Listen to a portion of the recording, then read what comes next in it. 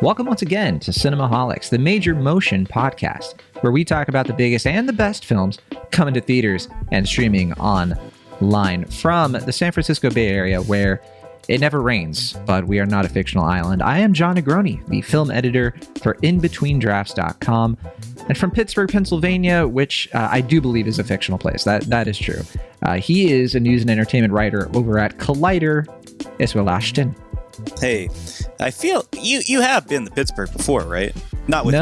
No, I've never been. That's why I'm pretty sure it Really? doesn't exist. Yeah. I thought I've been everywhere in Pennsylvania. I mean, I've been, Philadelphia, Harrisburg. I mean, I grew up in Virginia. You guys are right there. Our little cousin. Sure.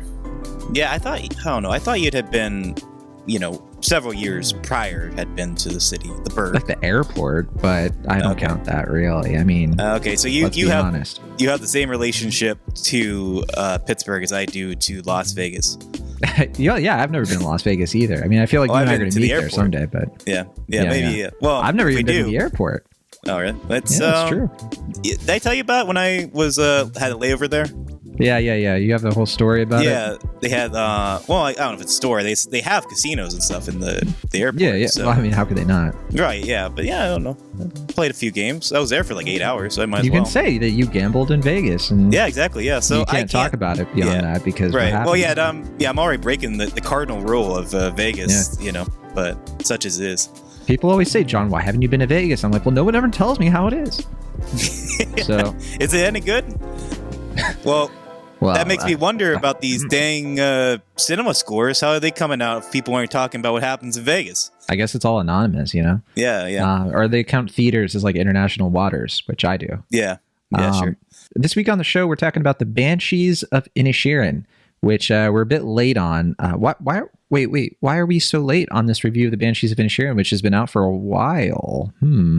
Well, it's because either fittingly or ironically, I have friends, and I wanted to see this movie with said friends. And John was like, why don't you just go by yourself like a loser you are? Well, no, I didn't say that. I said like a loser like me. Oh.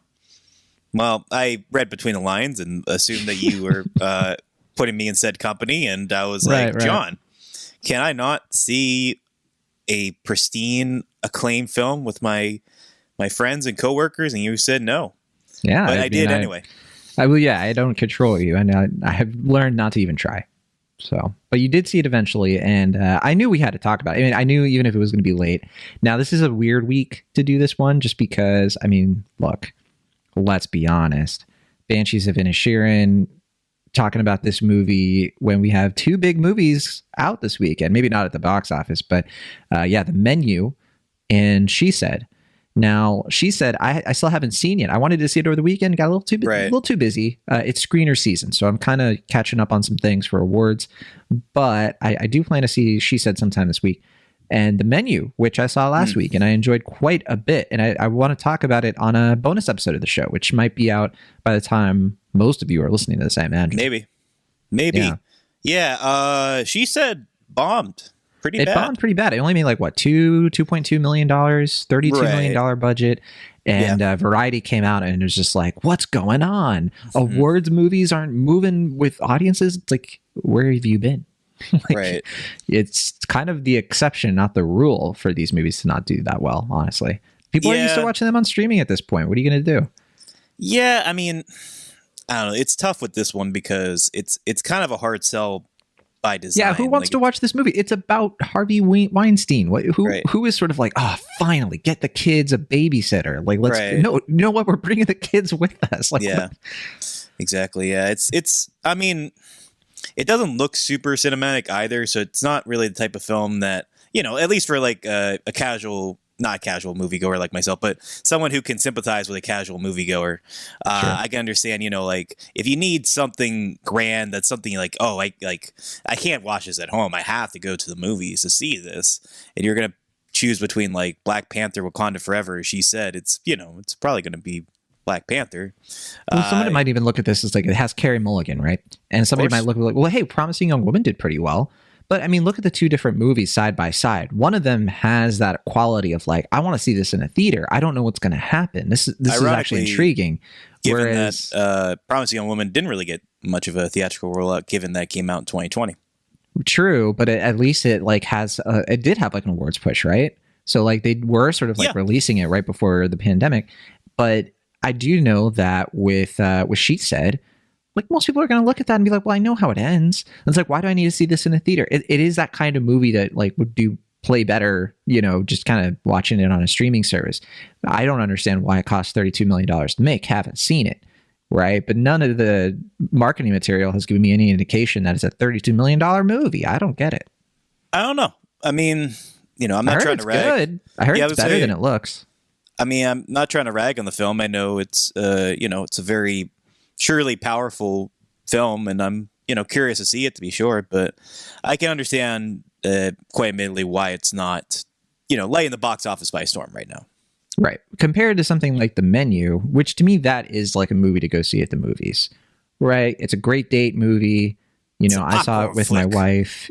I mean, yeah. I mean, I'm going to talk about it with. It's a food movie. It's a food movie. It's delicious. It's a feast. No, I mean, it's simple and it's clean cut. I mean, it's just, you watched, I just watched a little bit of the trailer and I was kind of like, yeah, you know what? This is kind of intriguing. I know you saw the trailer a billion times. But I could nearly recite it by heart at this point. That's pretty funny to me, but no, it's a good movie, and I think, I hope you see it soon because, I mean, it's not like my favorite movie of the year or anything like that, but it's certainly a movie I walked out of being like, you know what, I could see people enjoying that, and I think that one did better at the box office. I don't know how much it made, but I think it did okay. Didn't that make $15 million at the box office this weekend? I don't know. I haven't seen the numbers for it, but that sounds right to me. I know it's one of the biggest Searchlight openings in a while. I was trying to figure out exactly what was the biggest since, but I can't. I'm bringing it up right now since, there we go. Yeah, worldwide it made 15 million. 9 of that is domestic. Yeah, that's solid enough. I don't know what its budget is. I have a feeling it's less than 32 million because it's just not that kind of movie. Like, I'd be kind of surprised if it was more than 20, but let me see here. Oh, you know what? Budget is 30 million. That's kind of surprising to me, but I mean, it'll make that back based on this opening weekend. You know what movie I think is going to bomb though? What? Strange World. You think? Yeah. So I saw Strange World last week. Okay. And, I'm working on my review for it. It's going to be out before this episode of the show comes. So people will be able to find that on In Between Drafts and everything. But yeah, I mean, I just don't think that movie's going to do well. Like, I would be shocked. I mean, if a movie like Encanto last year around Thanksgiving time did not do well until it was on Disney Plus. I mean, it was a whimper until it came on Disney Plus, and then that song kind of like pushed it to having more relevance. This movie, I just think Disney doesn't care about it at all. Like, I watched it and I was like, this is okay and everything, but I just don't see people coming out for it. I could be totally eating my words next week, but yeah. I don't know. I really don't know. I have no projection for this film because I haven't really been keeping track of it. But I will say that it is coming out at an interesting time for the Disney Corporation. That's right. Yeah, as we record this, we're recording this the morning after the big news that Bob Chapek, the previous he was the CEO of Disney as of 2020. He took over for Bob Iger. Bob Iger retired right before COVID. A lot of people speculate that he kind of saw COVID coming, right? Because it was around the time when it was really picking up in China and all that. And we weren't doing lockdowns yet, but yeah, Iger stepped down as CEO. Chapek, who for years had been the main guy at the parks, right? Which is where the company makes its most money. I mean, that's the bread and butter of Disney is its theme park resorts. Chapek became CEO, and then I think they brought Iger back momentarily, or he kind of was in an advisor position. I forget how all that went down, but then he went away and now he's back. So Bob Iger is now CEO of Disney again, and a lot of people are having some interesting thoughts about what's going on there. I think that I think it's clear that Chapek was and kind of always has been a really terrible executive for Disney. Oh yeah, I mean even in the parks, to me, there's some really great there's some really great information out there, documentary stuff about what his tenure has done to the Disney parks, which I don't know, Will, how much you've really done the Disney World thing. I don't think you've done it a lot, right? You can tell. Never been to Disney World. Okay. Or Disneyland, huh? No, Not by See, choice. It's a long story. Not by choice? Yeah. Have I not told you about this? Well, that's the thing. The next time I don't know. The next time you're in LA, you, me, and Matt Serafini. Yeah. We got to do it. We got to do it Disneyland, just the boys. Okay. Leave the wives at home. Here's the thing about Disney World is that you remember back in like the like mid to late 90s, they had like those promotional VHS tapes for Disney World. I remember Disneyland. the Michael Eisner era pretty well. Sure. Do you remember those videos though? The promotional videos? Yeah, they're like VHS tapes that were like an hour long promotion or whatever for Disney World. Like, look how awesome Disney World is. My parents, I didn't have those tapes, but I've seen the YouTube videos because they're hilarious. Yeah. Sure. I don't know. In any case, there's the one with the Whose Line Is It Anyway, guys? It's amazing. I don't know. And Richard Kind is in it. Well, that sounds amazing. I hope I've seen that. If I haven't, I'm gonna have to look that up. But in any case, my parents, recognize I was a film fiend and I loved watching Disney VHS tapes. They were like, here's Disney stuff. Let's just give it to him. Let him watch it. And I watched, these, let's basically call them for what they are, propaganda for the parks. And I was like, yeah, this looks great. Let's go to this place. Propaganda for the park. It's advertising. Propaganda for the parks, advertising. Tomato. Yeah, we're doing tomato. Yeah. Yeah. In any case, they made it very enticing for me as a young, 6-year-old or whatever. And I was like, yeah, let's go to these parks. Let's go. This looks great. You've sold me on it. And it's like, oh yeah, we're not going to go. I'm like, what do you mean we're not going to go? You keep giving. Why do you now give me these tapes? Bitter and sour about it. But they kept giving me the tapes, and I was like, I still want to go. Like you sold me on it. See, I don't think you've mentioned the tapes before. You've mentioned that like you've wanted to go to Disney World and your parents told you how great it was, but they were just like, well, we're never going to go, kid. Like, too bad. We're going to have like a couple more kids and worry about that. Yeah. I mean, that's at the end of my relationship with wanting to go to Disney World, but I got to save something for episode 300. There you go. Yeah, we're on episode 299 right now. And I don't even know what we're going to talk about for episode 300. I mean, obviously we have Fablemans, we have Bones and All, which I don't know if I'm going to see in time. We have Spirited, we have Strange World. I mean, there's a lot. Yeah, there's a lot to talk. What are we talking about for 300? Are we doing something special for that? We're doing the Thanksgiving episode. I don't know. Yeah, I don't know. I'm excited. I'm excited too. 300 episodes of the show. Yeah. It's a great milestone. A lot of podcasts make it this far. Yeah, and we're bringing Maverick Hines back. That's my. Don't say that, because then we won't do it, and people get sad. He's not coming back. He has a baby. Such a cute little baby. Yes, very much so. But yeah, so very, very interesting week. That's all I wanted to bring up in terms. There was also Disenchanted came out. Which I haven't seen Disenchanted yet, but I heard it's garbage. Really? I've heard mixed things. I've heard it's pretty bad, but it could be skewed. I have only really expressed interest in one performance in that film. It is fellow podcaster Griffin Newman from the Blank Check podcast. Oh, he does like the squirrel? I think it's a chipmunk or something. But okay. Yeah, that makes sense. Yeah. I loved Spirited. It's not a great movie, but I loved it. I loved it so much. I watched it and You vouch for it as far as it does exist. It exists. Yeah, you have this thing where like Apple TV Plus movies and shows don't exist unless you say so. Yeah. Hey. Don't exclude it to Apple. I also believe this about Peacock shows, so don't limit me. Paramount Plus is like a totally different dimension. You're just like, oh, those can't exist. Like they can't even, like, don't even bother speculating. No, but Spirited does exist, and it's so here's what's working against it. Right, it's 2 hours long, and it stars Will Ferrell and Ryan Reynolds, and it's another Christmas Carol adaptation. And yet, I actually think it's very good. Like the music is really good. I actually thought I was watching it, and I was like, you know what? I would watch this on Broadway. And I think it really works because Will Ferrell and Ryan Reynolds are who they are. And it's like a movie that kind of gets that. And it subverts the Christmas Carol thing, I think, in an actually kind of fun way.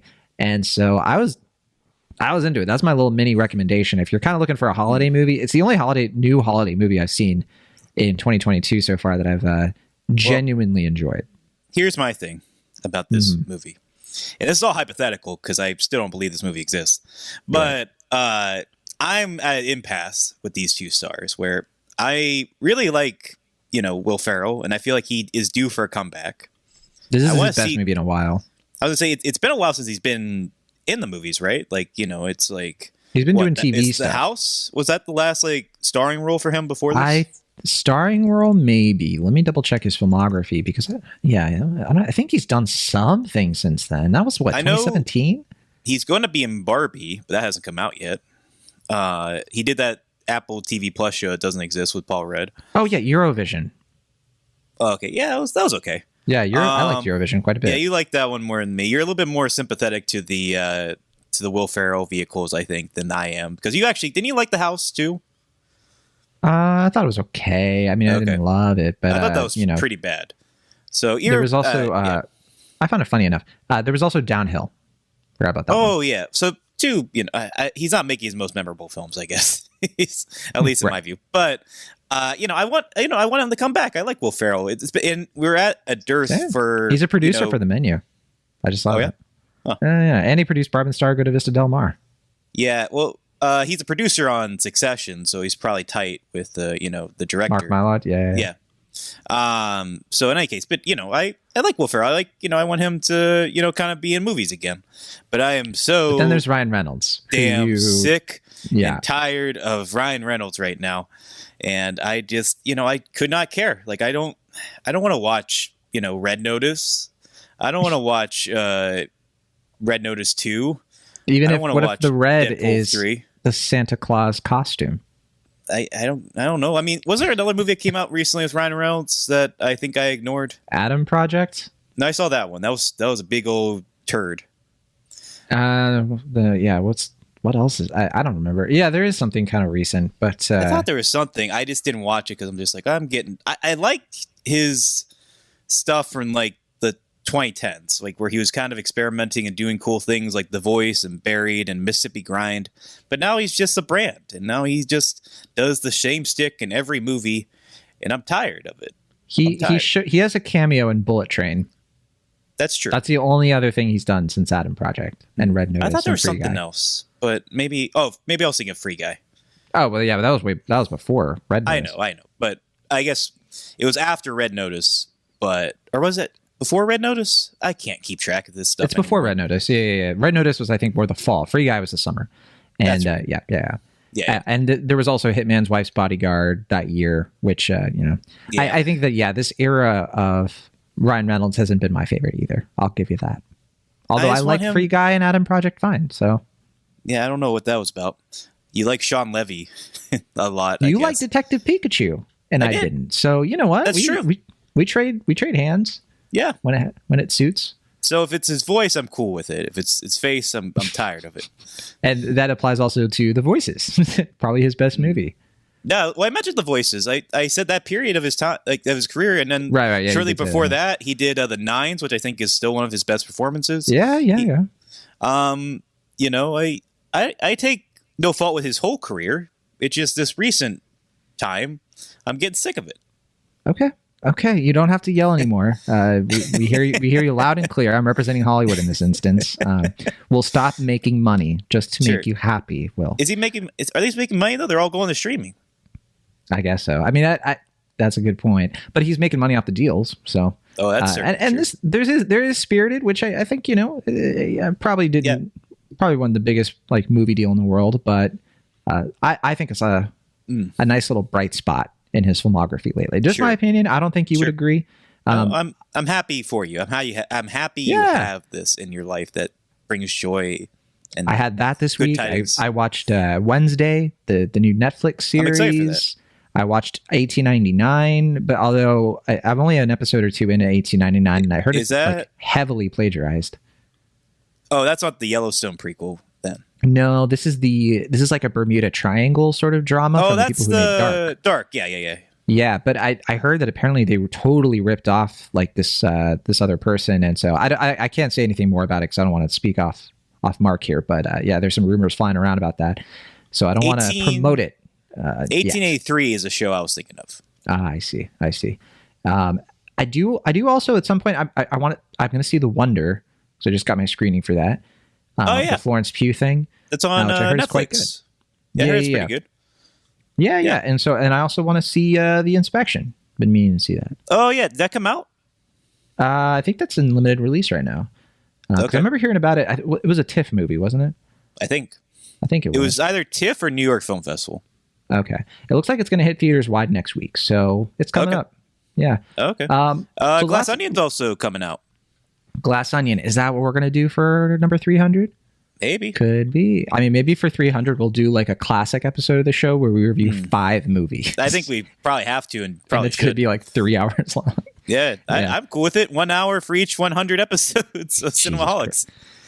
All right, but so we don't end up spending in 3 hours on this episode. Let's get to. Yeah, we didn't even talk about how 2 episodes of The Chosen season 3 made $10 million this weekend. I don't even know what that's about. That's that show about Jesus. Okay. Okay. I do not know anything about this. It made $10 million. It made, the triple the amount of money that, at the box office. Triple the box office intake of She Said. That's pretty amazing. Is it more than triple? 2.2 million. No, it's 4 times, I guess, the budget, the increase. You get what I mean. What a time to be the son of God. Oh, yeah. Okay. Amen. Hallelujah. All right, let's talk about the Banshees of Inisherin. So, Banshees of Inisherin. This is a sort of black comedy. We haven't talked about one of those in a week. I'm joking, obviously, because I think the last one we talked about was Black Panther: Wakanda Forever. Anyway, this is the 5th film directed and written by Martin McDonagh. You want to do that one again, John? Sorry. My sense of humor was a little bit too slow on the uptake there. Anyway, Banshees of Inisherin is the 5th film directed and written by Martin McDonagh, who last time we saw him was with 3 Billboards Outside Ebbing, Missouri, but also famous playwright. I like to think that with 3 Billboards Outside Ebbing, Missouri, he got to be the Oscar villain for a year, right? People really did not want that movie to succeed, and it kind of didn't. Even though I think Frances McDormand got her Oscar, and then people were like, oh, if she hadn't gotten it then Nomadland, it would have been a bigger triumphant moment. Whatever, who cares? But yeah, so he is a British-Irish playwright. Let me make sure I get that right.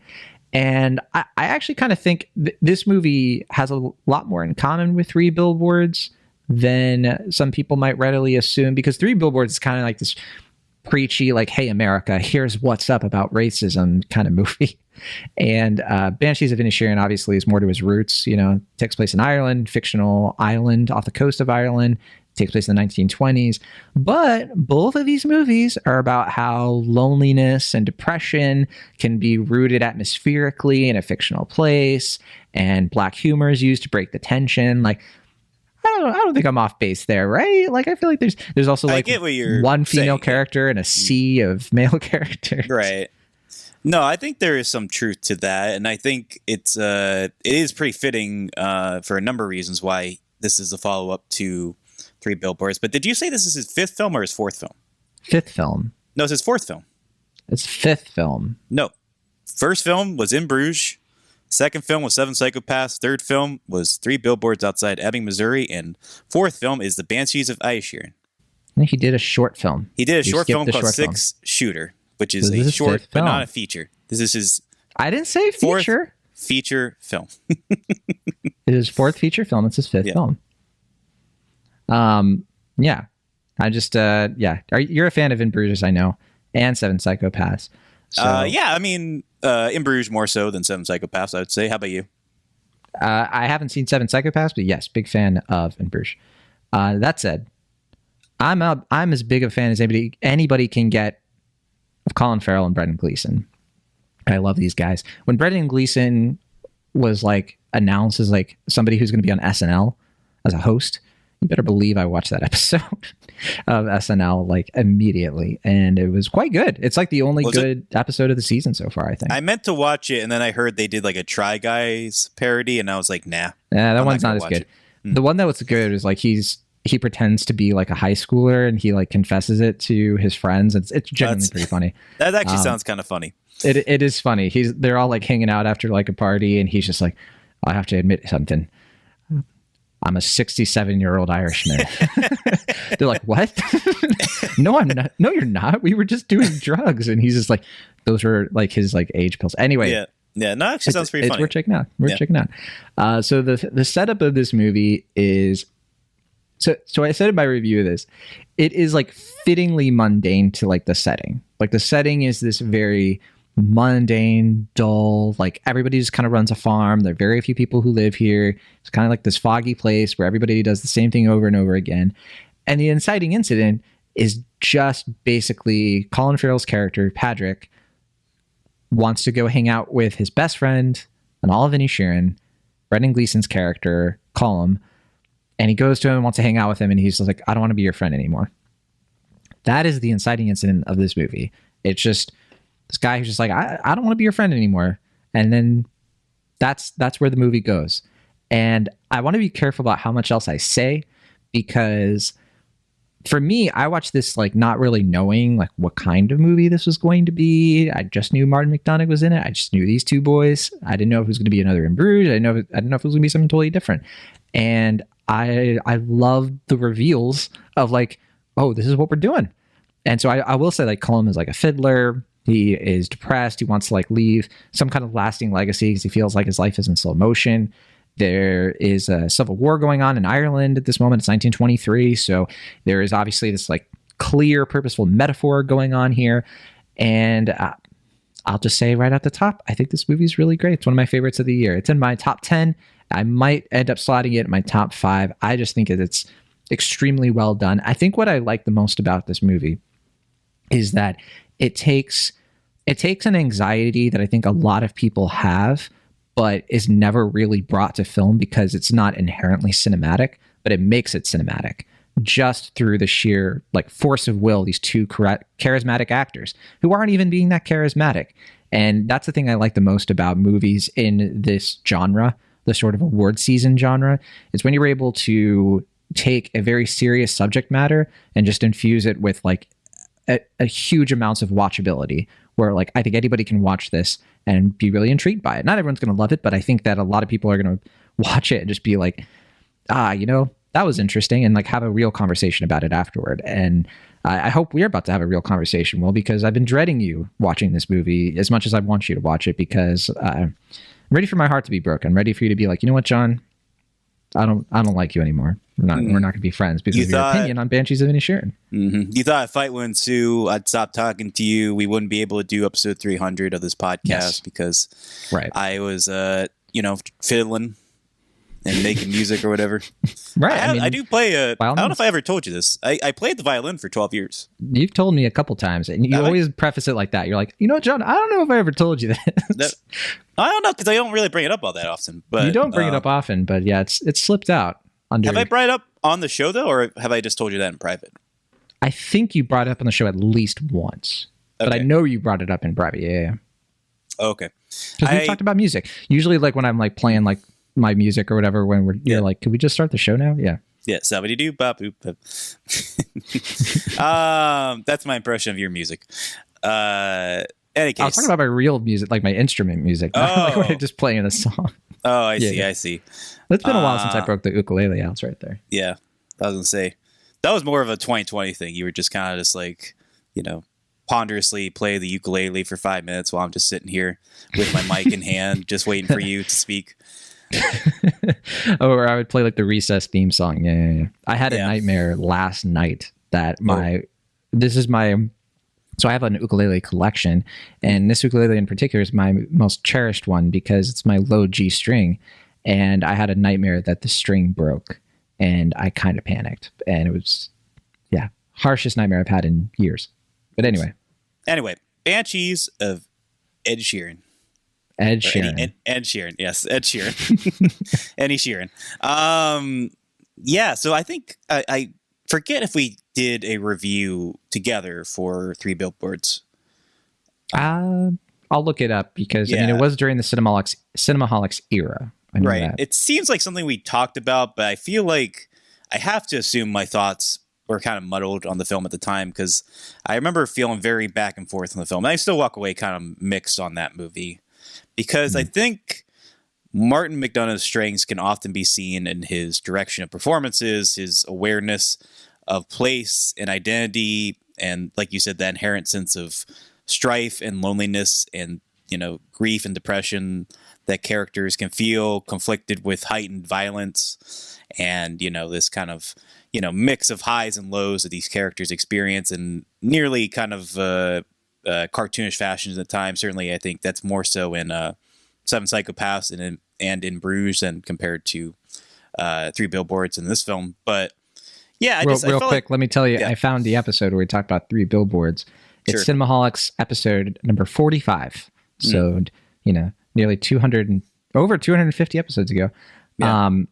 And we talked about, speaking of episodes where we talked about 5 movies, here we go. Yeah. Jumanji, Welcome to the Jungle. Oh, yeah. The Greatest Showman. Yeah.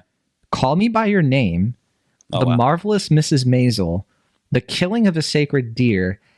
And Three Billboards Outside Ebbing, Missouri. We talked about it. All of that stuff. And you know how long this episode is? 3 hours? And no, it's 1 hour and 19 minutes. It's about the length of when we just talked about Black Panther Wakanda Forever. Yeah. Which is amazing. I love it. Oh, wow. What but I don't know for sure.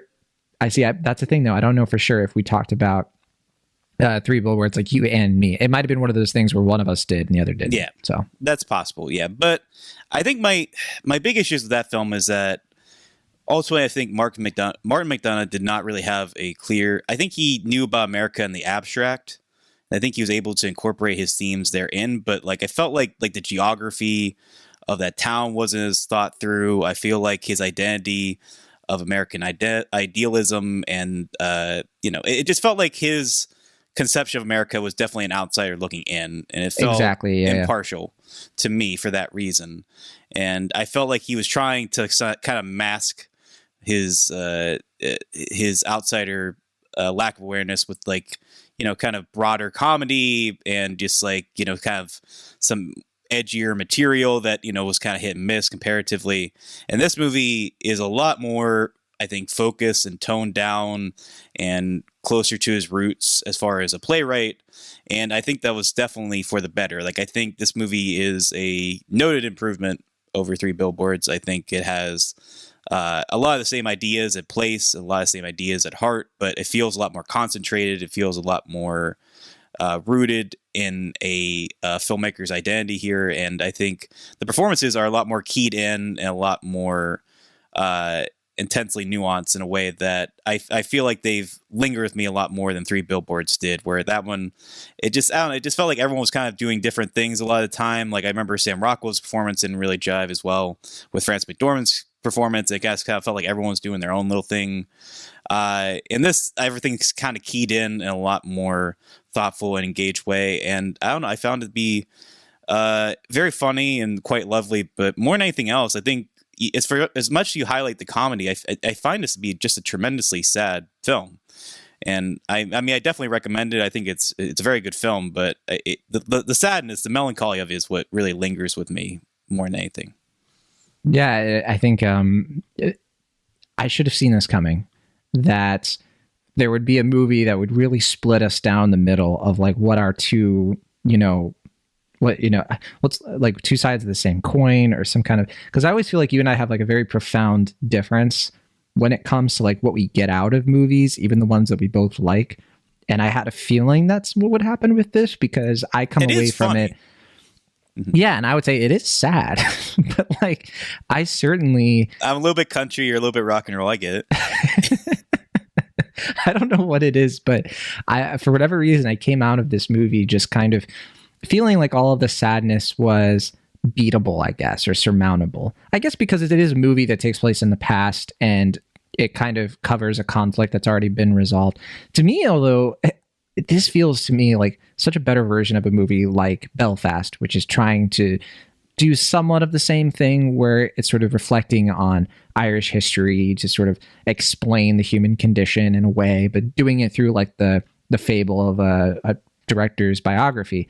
In this movie, it's using original characters, and it's kind of taking the piss a little bit out of that kind of movie making in a way, which I think is just much more interesting. Not to lambast Belfast or anything. I don't hate that movie at all, but I think it's certainly not as good. But I think it's this is the kind of movie where I get way more out of the soul of that conflict, the Irish Civil War, without seeing it, than I did in Belfast, the way that it covered the Troubles, if that makes sense. Because like, yeah, you kind of see the strife and the turmoil, and it's like what we're going through today, like that kind of thing. But this movie, I feel it more than I see it, which is what I want from a movie. I don't want to just be spoon-fed a History Channel's version of, the historical account of what happened. I want to see the character. I want to be in the character's shell. That to me is what a movie should be. Movie shouldn't, unless it's a documentary, but that's not what this is, right? So, sure. Well, I think one thing for me that really works with this movie and why I think it serves as an improvement over Three Billboards is because throughout, and this is something I didn't expect going into the movie, there's a sort of folktale quality to it. Like it's kind of like there's mysticism and this kind of whimsical aspect of it. And so there is a way to kind of look at it in an abstract way. Like you're kind of hearing like an old, sea shanty or something about like these two Banshees of Inisherin. And it's like, this is what happened. And like, it is able to kind of like play up the, kind of like the, I don't want to say goofiness, but like kind of just like the heightened low stakes, as it were, kind of an oxymoron thing to say. But, like this kind of heightened, even though it's very central to two characters in their small town, there's a lot of play. There's a lot that's happening emotionally here. But yeah, there's also just like sense of like, there's almost, they're doomed to this fate that they are aware of, but can't really process or understand, either due to their own, biases or their own limits of intelligence or their lack of awareness of the world around them or their desire to want to have a lack of awareness of the world around them. It's a movie about how absurd people can behave when they're lonely,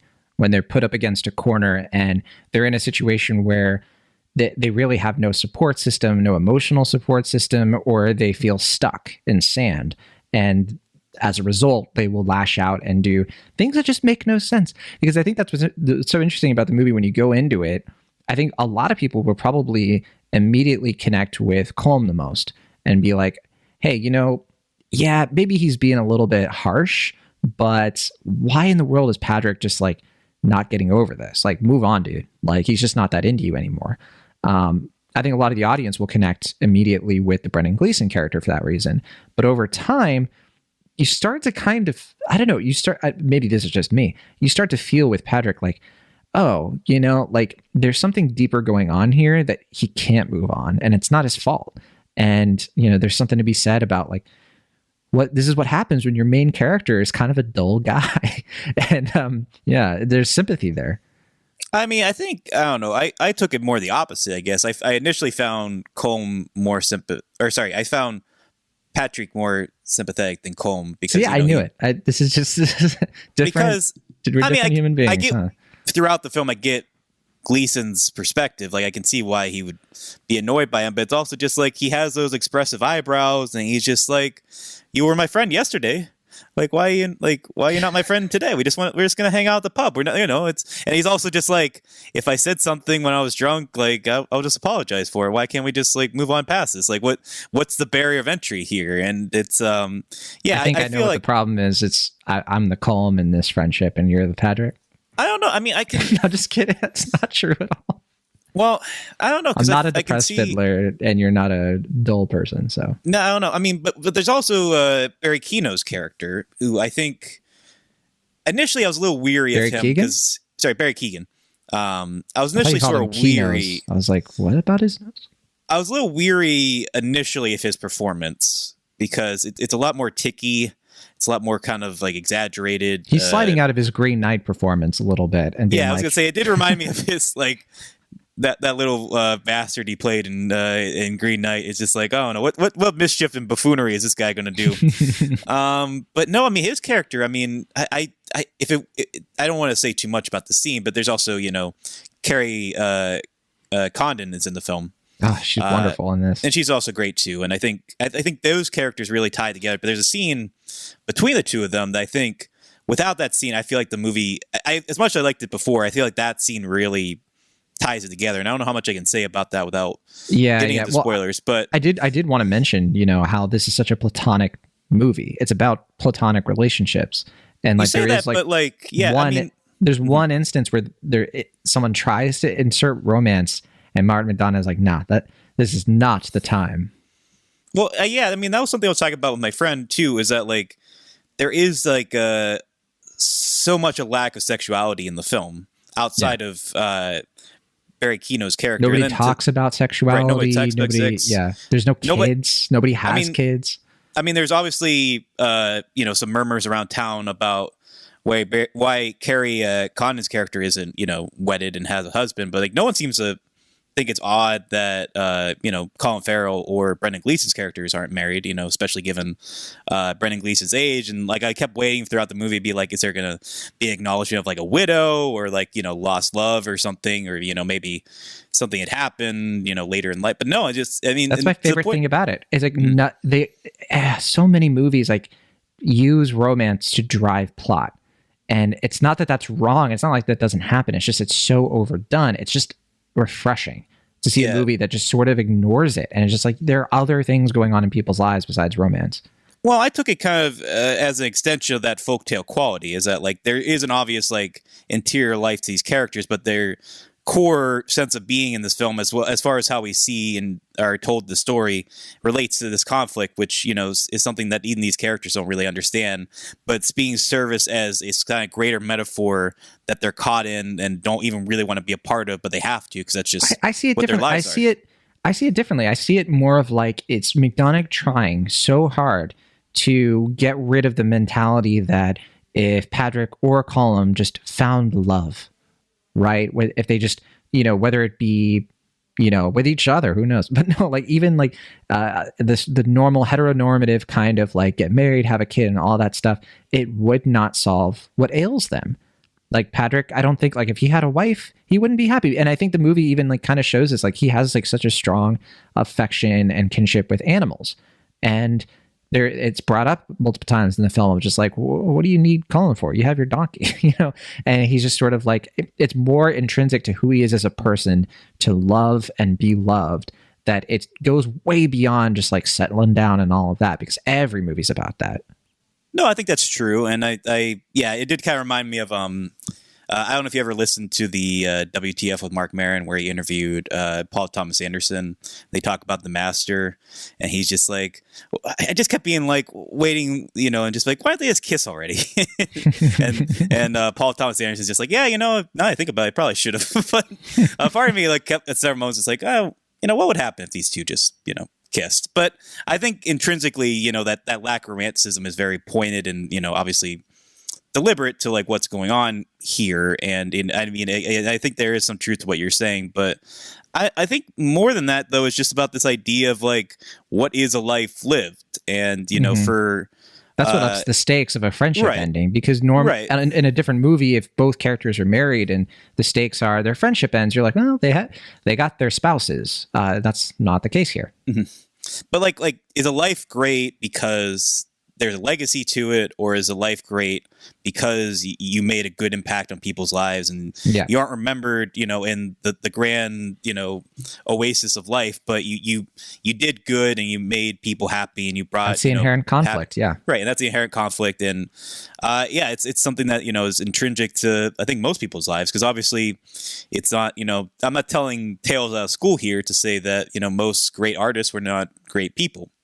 You'll hear like, oh, like, they made these great books, or, great music, great films, whatever. But, they were a horrid person and, they treated the people they loved very badly and all this stuff. And it's like, I think you can be a great person and a great artist. It's not, mutually exclusive, but there is that sense of like, does it matter, in the scheme of things? Like, would it be better to make great art or just be a great person? And I think the inherent sadness one of the inherent sadnesses of the film is that these characters can't see the possibility for both in either of their lives because they're so limited in their perspective. Even someone like Brendan Gleeson's character, who, thinks very intrinsically and very deeply about things in his work, he just can't imagine, being, a great person and having that fulfilled life with great music, because he feels he needs that kind of sadness in a way. Like he kind of needs that loneliness, that ache to be great. Well, yeah, he doesn't believe in art for art's sake. Right. Which I think that there are different artists who do art for different reasons. Mm-hmm. And I've personally, I've always been the kind of person where I think legacy is cool.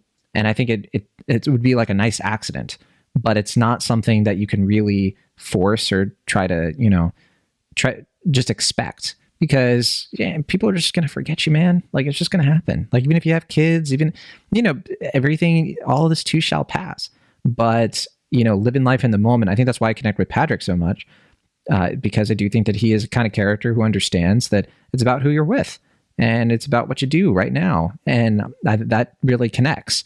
Whereas I think that Colin just has this sort of like, my life is meaningless if 100 years from now, people aren't talking about something I created, which to me is like, who cares about them? Like, you don't know them, and you're probably not really going to affect their lives that much anyway.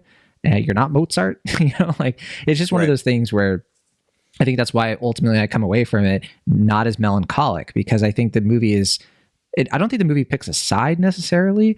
I think it's closer to what you're saying. It's like, the potential for both is great, but I do think it is taking real aim at like people who really only get into art because I think for the wrong reasons, or for reasons that aren't really going to fulfill them. Maybe wrong reasons, the too harsh a word. I guess where I find Colin's character so sad, and it's something I think that is noted but not always said it so explicitly in the film, is that he just doesn't have what it takes to be a great artist. Like, he can make at times beautiful music, but not everything we hear from him is all that great. Like, he just doesn't. And I think the problem ultimately, it kind of comes down to the title of the movie, which is the name of one of the songs he makes, is that he doesn't really have anything to say. Like, he doesn't have anything in his life that really communicates something vital to his life. That's something he needs to like kind of let out. I think that is kind of talked about that on Mad Men, right? Sure. Like, the Mad Men has this real affinity for how true art and creativity comes from honesty, right? It comes from you finding that place within that has something to say, and he probably has that. It's just that he doesn't know how to access it, which that's tragic, but that happens. But I love that, like, I feel like a lesser movie would have made him like either like this great violinist who has the potential, but just is held back by his friend. Or they would have made it like, oh, he is actually like a really terrible musician, but he gets better as he spends less time with Colin Farrell, whatever. But it's kind of like there's a scene in the second draft, or like the earlier draft, where he goes viral. Right, you know what I mean? But like, Colin, you're not going to believe this. You got 100,000 views on TikTok. Yeah. Or it's like the Back to the Future thing. It's like, you may not understand it, but your kids will, or something. But no, I think it's like he's like at best like pretty good, but like not like an amazing violinist. Like, he has potential to like improve or expand, but like his work will probably it doesn't have what he needs to like live on or to be great. To really, and it's something I think that he is inherently insecure and aware of, but wants to push past it. And I think that's the inherent sorrow of his character. Yeah, I agree. I agree with that. So it is funny how we can both kind of come away from it with similar but different takes that I don't think really conflict with each other. So I think that is the beauty of this movie, though. I think it's the beauty of Martin McDonagh's writing in general. I think that he's always been such a wonderful storyteller, even just in the dialogue. I mean, his dialogue is always so crisp. It can be very curt. There are times when a character will say something, I want more, but that's kind of the beauty of it. It's in the brevity with him. But I also,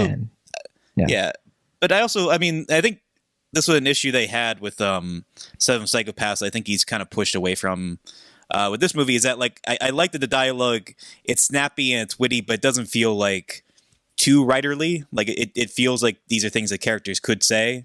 Like, it's smart about like what they're saying about dumb characters, or a lot of dumb characters, but it doesn't feel like it's like too like prose or like too like thought through. Like, it feels kind of honest to what these characters would be saying, but also being very writerly at the same time. And I just think that's an incredibly hard thing to pull off as a writer, and I applaud him for it. I very much agree. Very much agree. I did want to bring up Ben Davis, the cinematographer here, who we've talked about. Ben Davis. I mean, he has one of the strangest careers in Hollywood, I think. Now, he did work on 3 Billboards. He was a cinematographer for that. But I mean, he's a big Marvel guy.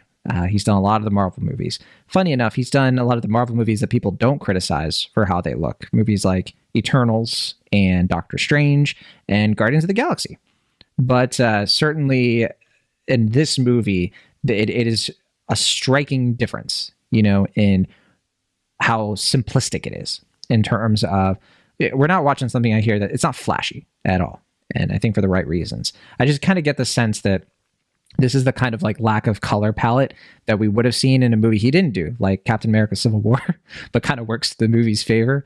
But yeah, I think that as usual, I just love films that really take place in Ireland. Like they really like celebrate the lavish, like, you know, countryside of Ireland and the way that it can just be so diverse. Like it can be so beautiful, even though it's foggy and rainy. Like that to me it's such a weird sort of contradiction almost. Yeah, but I also like that as far as cinematography goes, you know, it is hard to make Ireland look bad.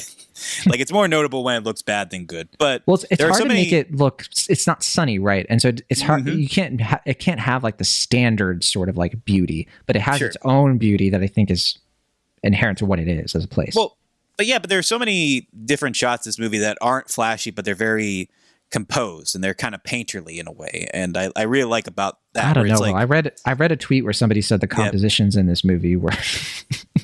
Don't date this podcast with some tweet that people don't even know about because we don't even know if Twitter will be around by the time this review comes out. Even look it up. They can't. Yeah. I mean, on that note, I mean, look, I've come across some criticisms of this movie where people are like, it ain't for me, you know? Personally, I just think that I can't agree. I think it's one of the best of the year. So do you hold it in high estimation, or do you think this is a movie where you kind of can see why it's probably not going to sway, you know, the edgelords of, you know, film school in 2022, people in their late teens? Yeah, you know, I put a lot of stock into what the edgelords of Letterboxd say Everybody as far knows as my end of the year list. Yeah, no, I mean. I imagine it'll probably be in my best of the year list. I don't really know where, but I'll have to mull about it a little bit more. I'm kind of in a similar position as I was pretty when we fresh talked off the Tar. movie. I saw it a while ago, so I've had time to really decide. Yeah, I don't know. I'm just kind of caught in the melancholy of it still, and I don't know. Who knows? Maybe the clouds will part for you, and you'll have your answer. You know? Yeah. But yeah, because we didn't really even talk about like some of the sadder stuff as far as like Carrie Condon's character and Barry Keoghan's character. I think they're, like I said, they're kind of the true heart of the film. And I love how, you know, the nuance that Carrie Condon's character plays, like someone like the one sensible-minded person in town who, you know, like recognizes that, you know, there is a lot of happiness to be found on this island, but you can't really live a fulfilled and honest life with it. And you kind of have to move on and explore the world, and that this like civil war will only divide in between, and that, you know, you have to go elsewhere. And she has, you know, a chance to kind of give other characters that opportunity. And, you know, so many of them are just kind of clouded in this perception of like, they can only be here. This is just what their life is. They're so short-sighted about what life is that they just can't. Even when the opportunity presents itself, they just can't go there. And it's just, I don't know. It's sad. It's sad, but you know, here's what pushes it over the top for me. Like really pushes it to being a valuable movie just for me personally. And that's, well, I think it's valuable even if it you know, even if it's sad, you know? Yeah. But I mean, like, even just outside of that, I think like, you know, outside the sadness, I do think that there's a hope to it that goes beyond the sadness, because really the central hook of the movie, like how it relates to our current time, right? Like, it takes place in the 1920s, but it's about how everything was fine yesterday. It seemed like things were great for at least some people, but there was this like burning sort of like resentment and loneliness and sadness that wasn't being addressed. And I think that is so true to today. You know, it's like a lot of us, you know, in 2022 feel like things not that long ago were going okay. You know, maybe they weren't the best, but they were fine. And I think this is a movie about how, you know, it probably wasn't that great, you know, but there is a chance for us to kind of move on and make some changes and do something a little bit different. And so I think that's why I come out of it being like, that's why the comedy is effective to me. That's why I think its focus on platonic relationships is so effective, because those are the most common relationships we have, you know, unless you're polyamorous. And so you get a feast of non-platonic, but for most of us, that's not the case. And so, okay. Yeah, I just want to make sure I'm being inclusive, Lash. But yeah, no, I mean, I think that a lot of people might find themselves watching this movie and maybe getting that sadness, but I hope, you know, I hope people at least give at least some room for this movie to have its more hopeful message, right? I do think it's there, but certainly it's all subjective, right? Yeah, I mean, I was talking to somebody recently. I forget if it was you or another person about ambiguous endings, and Mhm. I won't talk about what happens in this movie as far as the ending is concerned. But you see a movie like this, or you see a movie like Tar that ends on a somewhat ambiguous note, but it also feels very definitive. Like it feels like there's room for interpretation as far as what's going to happen from this point forward, but it's also clear. Like in this case, Martin McDonagh, I think he has a very clear point about like what he wanted said and how he said it. And like even if we don't know where things are going to go from that point forward, we know everything we need to know about the characters to kind of make our conclusion. And that it's not like it's ambiguous enough to where it's not clear cut, but it's defined enough to where it's not like anything. In a way that like I personally felt like the ending of Triangle of Sadness was ambiguous without real clean composure. As far as like it felt like in my opinion, Oslin, the director of that film, this was like, well, you kind of make your ending. It can be what kind of whatever you want it to be. You know, I gave you the breadcrumbs. You can kind of, more accurately, I gave you kind of like 3 of the puzzle pieces. You can kind of put them together how you want. Mm-hmm. And I felt like, I don't know, that's to me, it's kind of the difference between like a good ambiguous ending and a bad ambiguous ending. To me, this is a very good example of a good ambiguous ending. All right. Well, I think that's a good place then to end it, since we're talking about the ending. Sure. Banshees of Inisherin. It's yeah. I was gonna say not before we play the Rotten Tomatoes game. That's true. That's true. So it is playing in limited release. It might still be playing in your area now. It's been out since late October, so I'm not sure how widespread it is at this point. But as a movie, it's done okay. It's made $16.6 million. My guess is that the budget was something like $16.6. I'm just kidding. Of course, it was probably in the millions, but it's done well. And I think that we are going to see even more box office and releases for it as award season comes up if it gets nominations, which I think is very possible and kind of likely at this point. Based on some of the other stuff that I'm seeing this award season. I got to be honest, I haven't been super impressed by a lot of awards movies lately, but that could change very soon. Now, this is Searchlight. So I did want to point that out just in case anybody's like, is this playing like other countries and everything? I think it's getting good distribution in the UK and Ireland and all of that. And Searchlight's usually pretty good about that sort of thing. So yeah, that's Banshees of Inisherin. I guess we want to play the Rotten Tomatoes game, Mr. Will? Sure. Let's do it. All right. Well, we have 252 reviews counted. That is a lot of reviews for this movie. I'm heartened by that. I'm one of them, and I'm positive, so you get a hint there.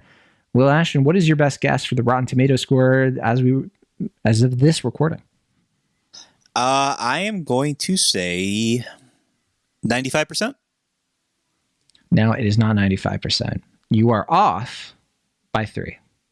Does that mean it's 92? Or does that mean it's 98? 98%. You went with your heart, and you chose the number that maybe part of you thought it's not as likely, but you wanted it to be true. And in this case, it paid off because that is correct. 98%. It was at 100% for a while. And then said edgelords that we were referencing earlier, bless them, love them. They'll get what's coming to them. We know it. They said, you know what? Forget this movie. I just want them to find peace. Yeah. They won't find it in this movie. They'll find some stirrings. But 98% on Rotten Tomatoes. Most people are coming out and saying, like, you know what? Banshees of Inisherin, you can haunt me all day. What about the audience score? We have 250 plus verified ratings. What are audiences saying about this one, Milash? And what's your guess? If I had to guess, I would say 88%. It is lower. It is lower. Now, how much lower do you think it is? Do you think it's still in the 80s or do you think it's in the 70s? I'll say it's not in the 60s or 50s, but how much lower do you think it is? I'm going to guess 79%. 75. Oh, okay. Audiences are taking one look at this, and you know what? I'll tell you what they're saying, because Rotten Tomatoes says that now, as audience says. We don't do the critics' consensus, who cares? Audience says, if you don't mind a slow, sad story, I don't mind. The Banshees of Inisherin is worth watching thanks to gorgeous scenery and some terrific acting. So slow? I don't know. I thought this was pretty well paced. Brisk.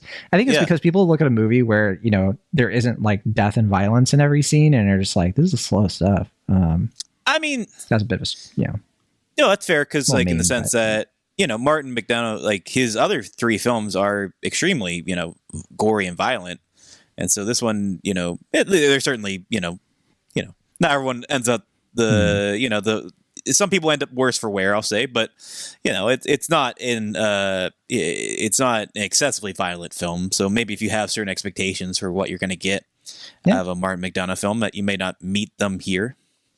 Funny enough, so I said I was joking around before about like edgelords.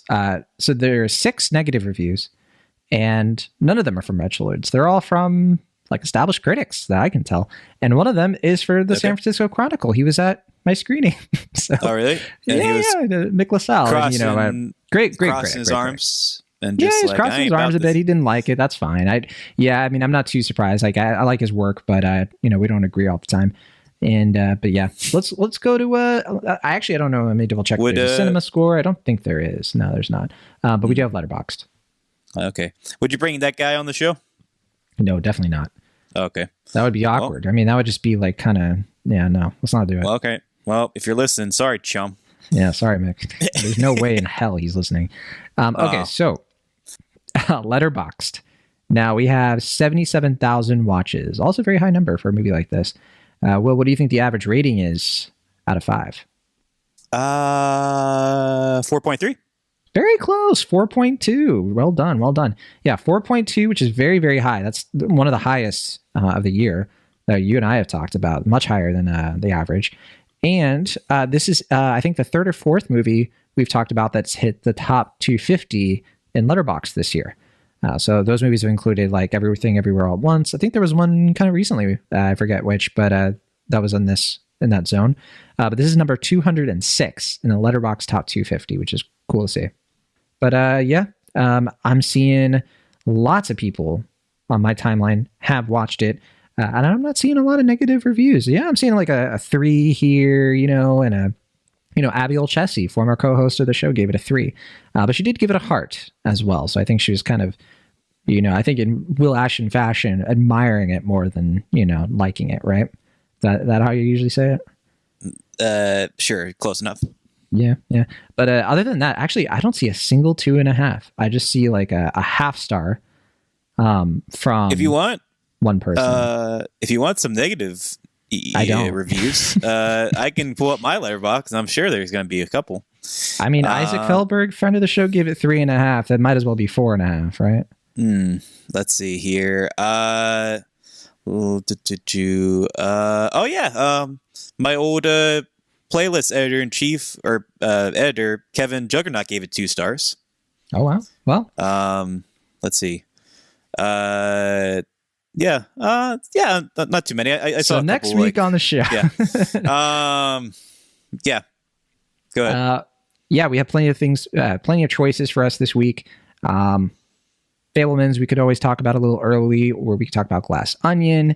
Obviously, would love to talk about a little movie called Strange World, because I think that'll be an interesting discussion. Lots to choose from, but if you have a specific request, let us know via social media and all that good stuff. Is there any chance you could see Guillermo del Toro's Pinocchio?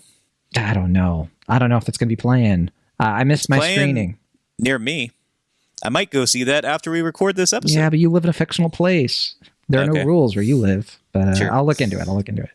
All right, but we'll see you all on the next episode of Cinemaholics on episode 300. Can't believe it. We'll see you then. From the Internet California, I'm John Negroni.